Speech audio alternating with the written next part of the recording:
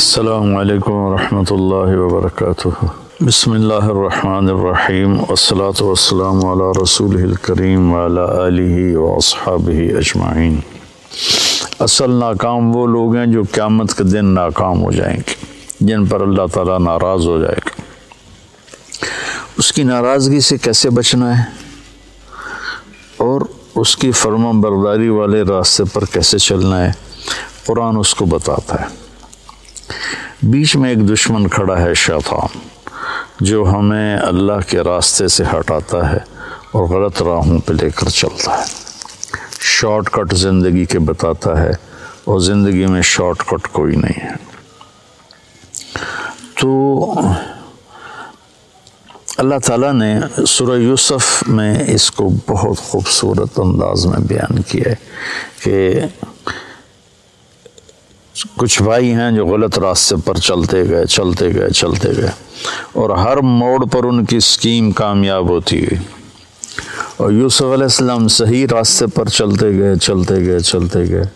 ہر موڑ پر ان کی تکلیف بڑھتی چلی گئی۔ آخر نتیجہ جو انہوں نے خود نکال کے دیا وہ پورے قرآن کا خلاصہ ہے، میں پھر بتاتا ہوں۔ تو قصہ تو مشہور و معروف ہے کہ یعقوب علیہ السلام کی محبت یوسف علیہ السلام سے زیادہ تھی،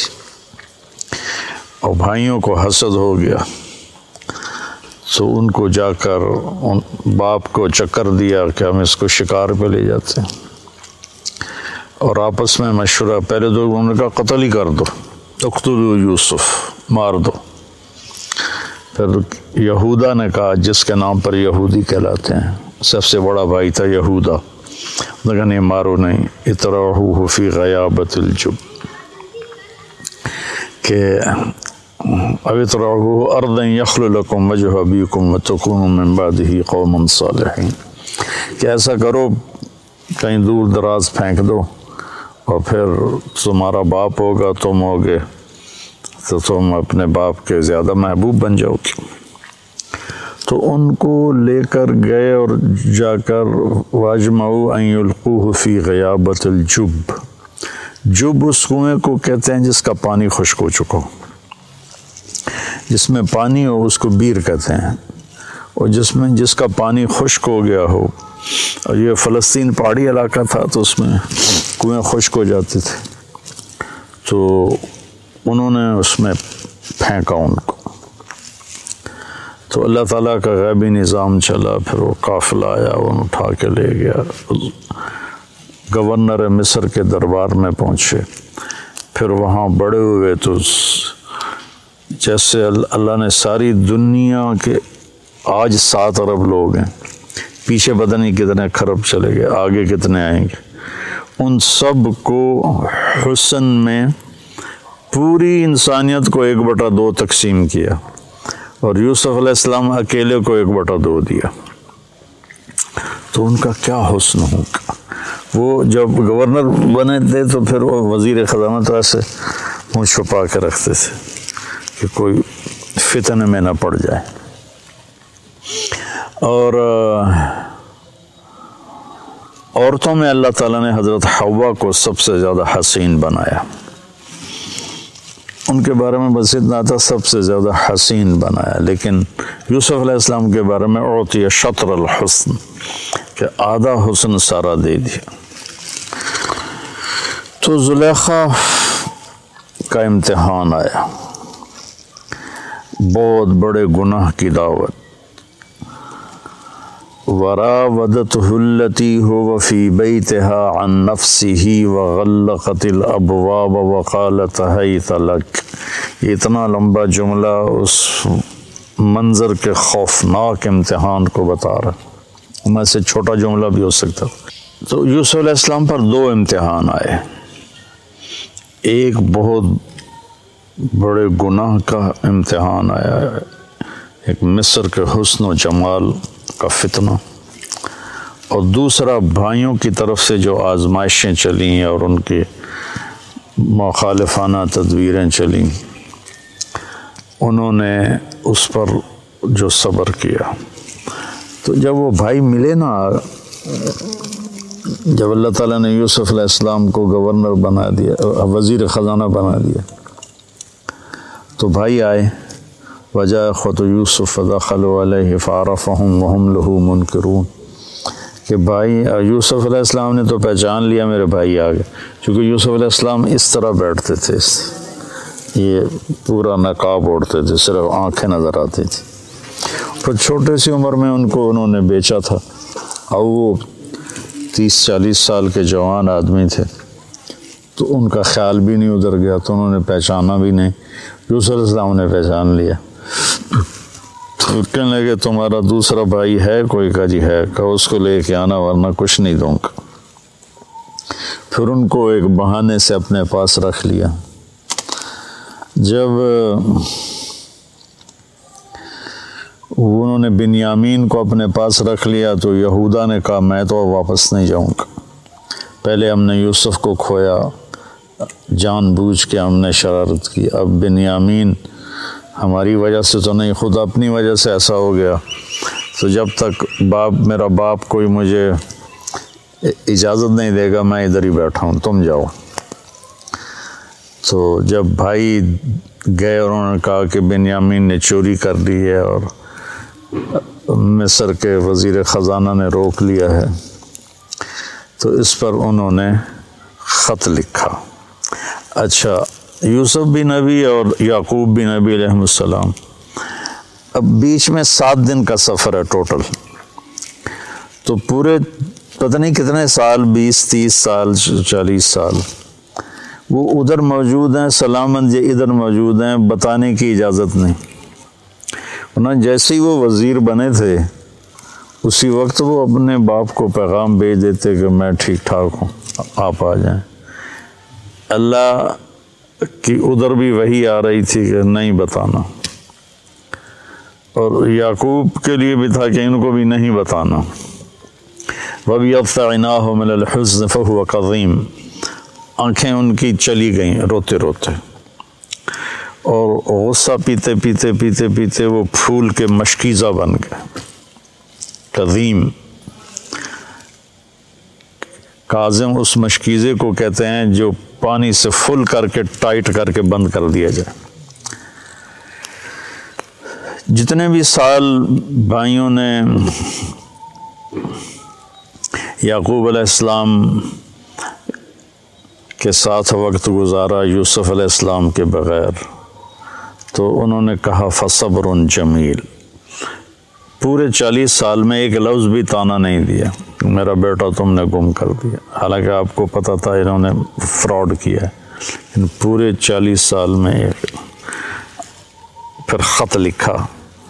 عزیز مصر کے نام کہ میں یعقوب بن اسحاق آپ سے مخاطب ہوں، ہم نبیوں کی اولاد ہیں، ہم چور نہیں ہیں، ہم پر بہت زمانے سے آزمائش کی چکی چل رہی ہے، پہلے میرے چچا کو حضرت اسماعیل کو، ان کو بھی باپ لکھا، پہلے میرے باپ کو چھری کے نیچے سے نکالا گیا، پھر میرے بیٹے کو مجھ سے جدا کیا گیا، آج 40 سال ہو گئے، مجھے اس کا کچھ پتہ نہیں ہے، تو نے اس کے بھائی کو روک لیا، وہ میرے غم کی تسلی تھا، مہربانی کرو میرا بھائی واپس کر دو، میرا بیٹا واپس کر دو۔ یہ خط جب یوسف علیہ السلام نے پڑھا تو ان کا دل بھی بھر آیا اور آنکھیں بھی، تو اللہ کی طرف سے اجازت ہو گئی کہ بتا دو، اور اوپر سے بھائی بھی پہنچ گئے۔ ایھا العزیز قد مسنا واہلنا الضر وجئنا ببضاعة مزجاة فاوف لنا الکیل وتصدق علینا ان اللہ یجزی المتصدقین۔ کیا عاجزی ہے ان الفاظ، اور کیا ذلت اور پستی کی انتہا کو چھو کر وہ گفتگو کر رہے تھے، کیا بتاؤں۔ تو ادھر سے حکم آ چکا تھا کہ بتا دو، تو اس طرح اوڑا ہوا تھا نا، اپنے پگڑی کا جو یہ تھا نا، اس کو ایسے رکھتے تھے۔ تو جب انہوں نے کہا کہ ہم یہ تھوڑی سی پونجی لائے ہیں اور ہمارے پاس ہے بھی کچھ نہیں، فقر بہت ہے، تو برائے مہربانی ہم پر صدقہ کر دیں۔ تو پھر یوسف علیہ السلام نے ایسے کیا، ایسے تھا نا،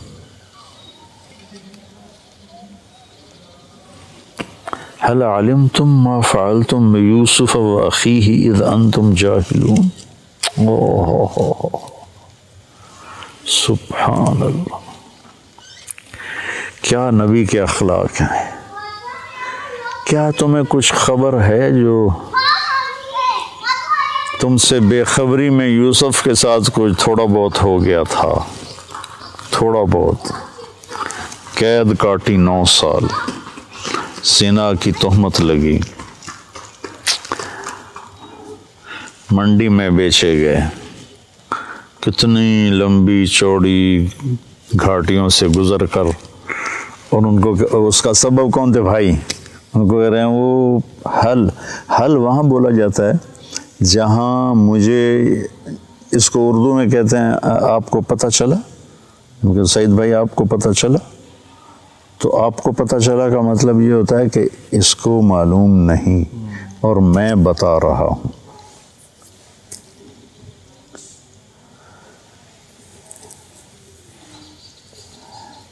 یہ جہاں زیب کا بیٹا فوت ہوا تھا عبداللہ،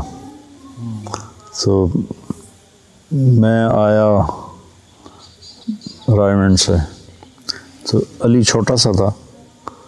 یہاں کھیل رہا تھا، میری گاڑی اندر انٹر ہوئی تو بھاگ گیا، آپ کو پتہ چلا عبداللہ فوت ہو گیا ہے۔ وہاں سے میں نے حل کا مطلب سیکھا کہ حل اتاک حدیث الغاشیہ، آپ کو پتہ چلا جو چھا جانے والا دن ہے وہ کیسا ہے۔ تو حل وہاں بولا جاتا ہے جہاں یہ ہو کہ بھائی مولوی حذیفہ کو جو میں بتا رہا ہوں نا اس کو معلوم نہیں، تو حل آپ کو کچھ پتہ چلا، جنہوں نے کیا ہی سارا بربادی قدم قدم پہ سازے، ان کا حل علمتم ما فعلتم، فعلا کا جو صیغہ ہے یہ غیر ارادی حرکت کے لیے ہوتا ہے، جیسے میرا یہ میں پاؤں ہل رہا ہے نا، یہ غیر ارادی حرکت ہے۔ فعلا استعمال ہوتا ہے غیر ارادی حرکت کے لیے، پھر ارادی کے لیے بھی عاملہ کا لفظ استعمال ہوتا ہے ارادتاً جو کام کیا جائے۔ تو ما فعلتم میں یہ پھر ان کے جرم کو ہلکا کیا کہ تم سے بس ایم ہی ہو گیا، تم کرنے کا کوئی ارادہ تو نہیں تھا، بلا ارادہ ہو گیا۔ اذ انتم جاہلون، وہ بھی بے خبری میں ہو گیا، تمہیں اصل میں پتہ نہیں تھا۔ حالانکہ یہاں عبارت یوں بنتی قد علمتم، تمہیں خوب خبر تھی، ما ظلمتم، جو تم نے ظلم کیا، بیوسف و اخیہ، یوسف اور اس کے بھائی پر جو تم نے ظلم کیا، اذ انتم عامدون، اور تم نے جان بوجھ کے یہ سارا کچھ کیا، تم نے پوری بدنیتی کے ساتھ کیا، تو اس کا بالکل الٹ لے کر آئے حل علمتم، آپ کو کچھ پتہ چلا ہی ہوگا، آپ کو تو میرے خیال میں معلوم نہیں، تو میں آپ کو بتاتا ہوں ما فعلتم، جو تھوڑا بہت یوسف کے بارے میں آپ سے ہو گیا، وَأَخِيهِ، اور اس کے بھائی کے بارے میں، اذ انتم جاہلون، جو آپ نے بے خبری میں کیا، آپ کا ارادہ تو نہیں تھا۔ تو اب جو اس وقت ان کا امپریشن بنانا، اس کو جو قرآن نے بیان کیا، کمال کر دیا۔ وہ تو پہلے انہوں نے غور سے دیکھا، پھر ایک دم ان کے اندر خوف پیدا ہوا کہ یہ یوسف ہے، پھر شک پیدا ہوا کہ نہیں یوسف کہاں ہے، یہ تو مصر کا وزیر خزانہ بیٹھا ہوا ہے۔ تو شک اور خوف اور امید، یہ 2-3 کیفیتیں ان کے اندر بن گئیں جو متضاد قسم کی تھی۔ ان کو جو قرآن ادا کرتا ہے، اس کے جو الفاظ ہیں، ایک تو ان تحقیق کے لیے ہوتا ہے، ان کا یہ شک کے لیے ہوتا ہے، انت یوسف خوف ہے کہ لا بھائی ہوں آیا ساڑھو تے سوٹا یہ تو یوسف ہے. تو میں اس کو اس ایکسپریشن کو اپنے انداز میں جو سمجھو میں اس کو بیان کیا کرتا ہوں. اِنَّكَ لَأَنْتَ یوسف، اِنَّكَ لَأَنْتَ یوسف. مجھے بڑا مزہ آتا ہے اس آیت میں کہ کس طرح اللہ نے مختلف کیفیات کو جمع کر، میں اس کو چہرے پہ لانے کی کوشش کرتا ہوں. اِنَّكَ لَأَنْتَ یوسف، تو نے کہا انا یوسف وہذا اخی، میں یوسف ہوں یہ میرا بھائی ہے. قد من اللہ علینا. اب یہ سورہ یوسف کا خلاصہ دو لفظ ہیں، اور یہی دو لفظ پورے قرآن کا خلاصہ ہیں، پوری زندگی کا خلاصہ ہیں، اور کامیاب زندگی کا خلاصہ ہیں کہ انہ من یتقی ویصبر فإن اللہ لا یضیع اجر المحسنین. کہ میرے بھائیو، زندگی کے راہوں میں جو تقوی اور صبر کو ساتھی بناتا ہے وہ ضائع نہیں ہوتا، وہ کامیاب ہوتا ہے. تو تقوی میں اشارہ تھا زلیخا کے قصے کی طرف کہ بہت بڑی دعوت آئی حرام کی، اور اس میں اللہ نے ان کو اتنا استقامت بخشی، اور اس نے سارے دروازے بند کیے تھے، وہ دوڑے، دروازے کھلتے چلے گئے، اللہ کی قدرت سے تو کھلتے چلے گئے. تو تقوی سے مراد تھا اس زلیخا کے مکر سے بچنا، یعنی جتنے بھی گناہوں کا راستہ ہے اس سے بچنا تقوی. یصبر میں اشارہ تھا بھائیوں کے ظلم کو برداشت کرنا. آپ اندازہ لگائیں جب بھائی اور یعقوب علیہ السلام سارے آ گئے تو یوسف علیہ السلام کارگزاری سنانے لگے کہ میرے ساتھ کیا ہوا. تو کارگزاری شروع سے نہیں سنائی کہ بھائی سامنے تھے اور شرمندہ ہونا تھا انہوں نے. وَقَدْ أَحْسَنَ بِي اِذْ أَخْرَجَنِي مِنَ السِّجْنِ وَجَاءَ بِكُم مِّنَ الْبَدْوِ مِن بَعْدِ أَن نَزَغَ الشَّيْطَانُ بَيْنِي وَبَيْنَ إِخْوَتِي إِنَّ رَبِّي لَطِيفٌ لِمَا يَشَاءُ. ابا جی میں جیل میں چلا گیا تھا، یہاں سے کارگزاری شروع کی. مجھے انہوں نے نکالا، میں نے راستے میں مارا اور مجھے باندھا، پھر باندھ کے کنویں میں پھینکا، پھر میں ڈول میں بیٹھا، پھر مجھے انہوں نے چند کوڑیوں میں بیچا، پھر میرے اوپر زنا کی تہمت لگی. سارا حذف کر دیا کہ یہ شرمندہ ہوں گے، میرے بھائی شرمندہ ہوں گے. کامیابی کا یہ راستہ ہے. ہم لوگ مال بناؤ، سیاست کرو، ہیرا پھیری کرو، حرام راستوں سے پیسے بناؤ اور اپنی واہ بناؤ. یہ ہم پوری دنیا کے انسانوں کا اس وقت یہ راستہ بنا ہوا ہے. تو سورہ یوسف میں قرآن نے نا کہانی سنا کر ایسے سارے رازوں سے پردہ اٹھا دیا ہے.